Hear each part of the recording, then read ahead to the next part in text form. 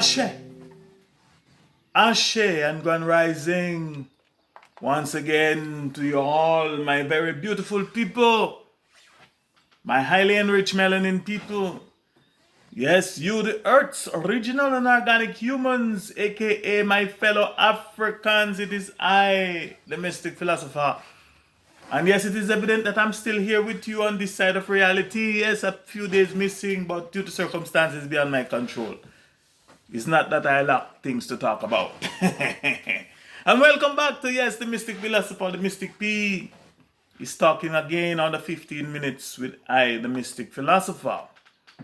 Now, in my last 3 episodes, I think it was episode 30 to 32, I took time out to answer and share some of my perspectives and some very important questions and a comment that was texted to me by one of my free and analytical thinking and truth-seeking listeners. Now, in today's episode, I will attempt at fully getting back to my main topic of discussion, and the topic that started off these talks in the first place, which is stress on the mind, or more correctly, the thing that we humans call stress. That is the thing that we humans call stress that is having on it, the thing that we humans call mind. And I will explain why I'm placing so much emphasis on this detail at another time. And my reason for talking so much about this thing called stress and its devastating effects on most of you, my people, most of your lives having such devastating effects on your lives. And my reason for sharing some of my perspectives on this subject as to how we can, or as to how we might be able to better handle it, or to better able to manage it. First as individuals and then collectively as a people, because we are stressed individually or people are stressed individually and collectively. And it is not because, my reason for doing this is not because I am claiming to be a so-called expert of such. But in fact, it is simply because the way that I see it, from where I am currently looking at it, too many of you, my people, are suffering unnecessarily from this disease. Too much of you are suffering unnecessarily from this discomfort, this disorder called stress. And it is because very few of us are even taking time, very few of us are even talking about it, are discussing it. And it's because very few of us are even taking time out to try and figure it out, taking time out to try and understand what this thing called stress really and truly is. From the way that I, the Mystic Philosopher, see it, most people are far much too quicker to go pop a pill, or to pop some pills, or to take some form of drugs, whether it's legal or illegal drugs. It's still drugs, just to temporarily suppress their stress and stresses, than they are to use their own brain and thinking and find solutions for what have become a chronic disease for many of them, or for them. And the way that I see it is because of their lack of this knowledge too. Too many of my people are being literally destroyed and are destroying themselves. And so in my attempt at getting back at the main topic of discussion, again, stress on the mind, I'll try to pick up from where I left off in episode 29. and also do a quick recap on some of the main points that I've discussed then in episode 29 and prior. Yes, I'm still talking about the word want and its relationship to the word stress, money, and unhappiness. And I'm still emphasizing the want equation that I spoke to you earlier about, where I pointed out that from my perspective, want is equal to money, which is equal to stress, which is equal to unhappiness. I want this equation. In fact, I intend, not that I want, I intend, I will that these equations stick in your mind until you finally get it and understand it and can apply the principles, some of which I will share later. But even before I do so, I would like to backtrack a bit and also remind you of a few basic things, a few basic facts that I have already discussed and explained much earlier in these talks, and especially for those of you, my listeners, that did not fully get the meaning, the definition, and the practical understanding of what I have said about the word stress in all of my previous talks. I am pleased to remind you and illustrate to you that the word stress by meaning and definition is when pressure, aka strain, any form of pressure or strain or tightness or tension, etc., is exerted on material objects. It is important to note that. Material objects, tangible things. Example, I will put stress, aka pressure, or tightness, or tension on the strings of my guitar. Why? In order to tune it, or in order to tune and fine-tune each string at a particular frequency. So that when I pick, or in guitar term, when I pluck each string, or when I play or strum them together, it gives me the harmonious and melodious sounds that are well pleasing to my ear, and the sounds that can and will enhance my overall happiness. The evidence is also showing that if or when I place too much stress, aka too much pressure or too much strain or too much tightness or too much tension on the string, it or they will break. If I put too much tension on the strings, on a particular string, it will break. If I put too much tension on all the strings, they will break, or they will what is known as also snap, and thereby render the guitar practically handicapped or dysfunctional, if not totally useless, because without strings and proper tuning, the guitar is pretty much useless. It's noise.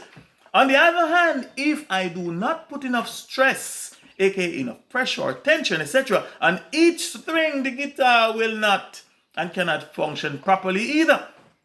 And as I've mentioned and explained before, here again we see that the thing called stress is not only unavoidable. I told you that before. We can't live without stress. Stress is a part of life. It is not only unavoidable, if at all we are to continue existing on this planet, but that it, like everything else and possibly like everyone else, it is important for the fulfillment of our lives in this realm or in this dimension.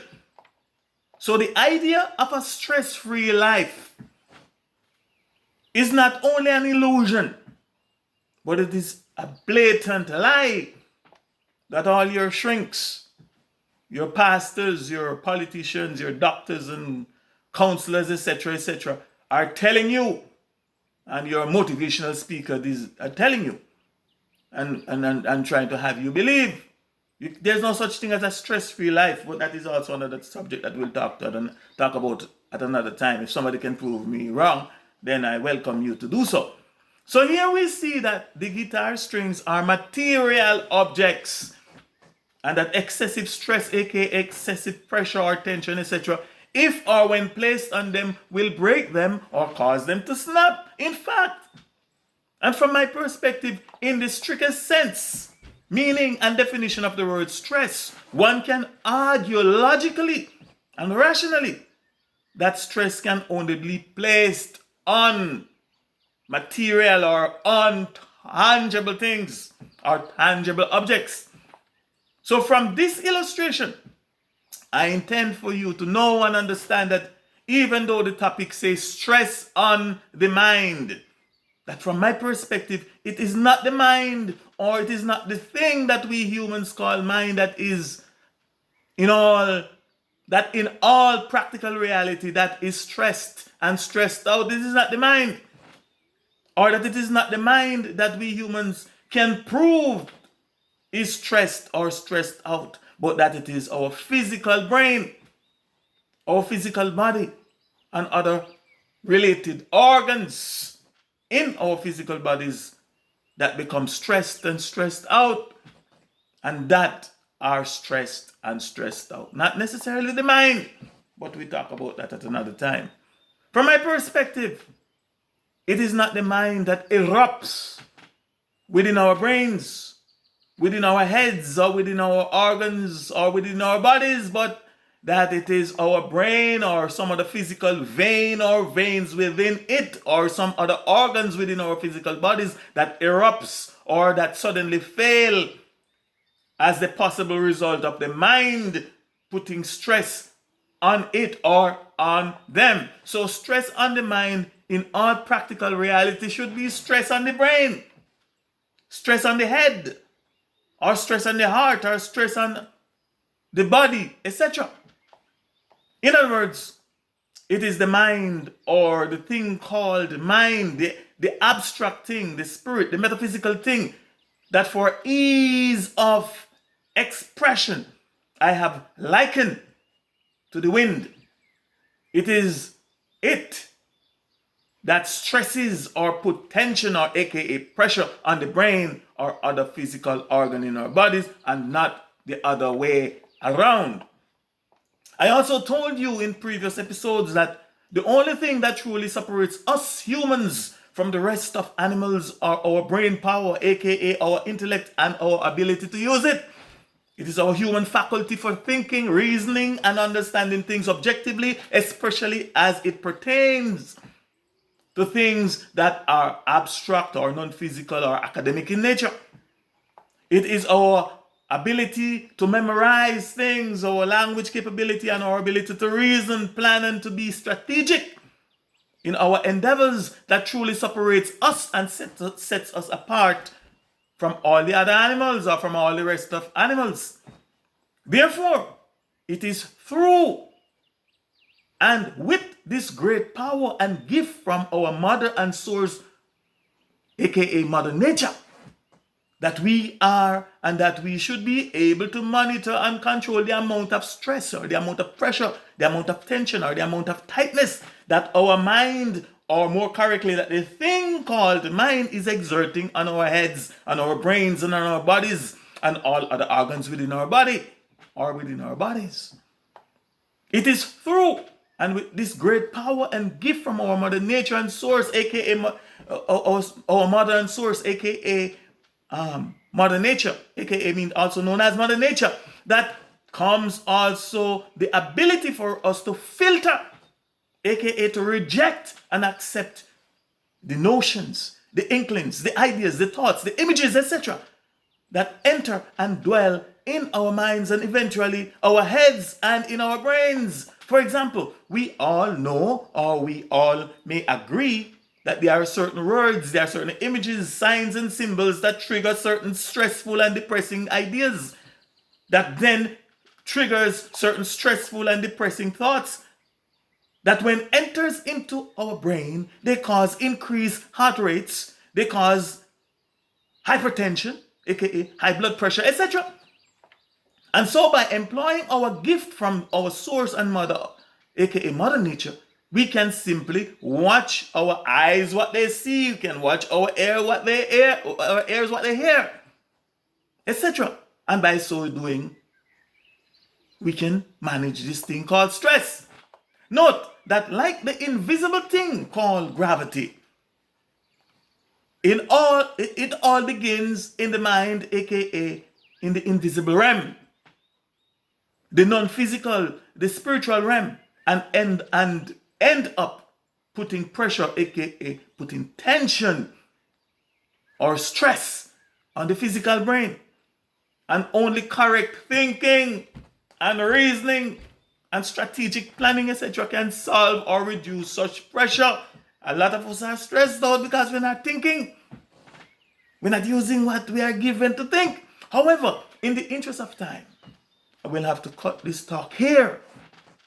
So please join me if or when next I am talking again, and possible in episode 34, where and when I will be talking and focusing more on the word want and the word sheep. Yes, I think I went over, my goodness.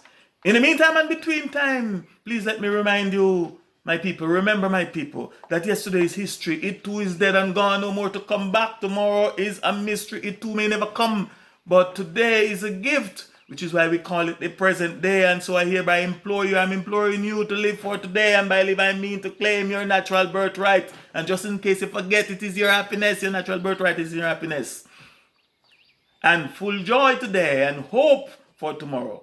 Thanks again for listening and taking time to listen. I am the Mystic Philosopher.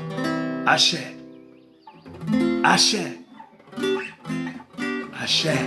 Ayase.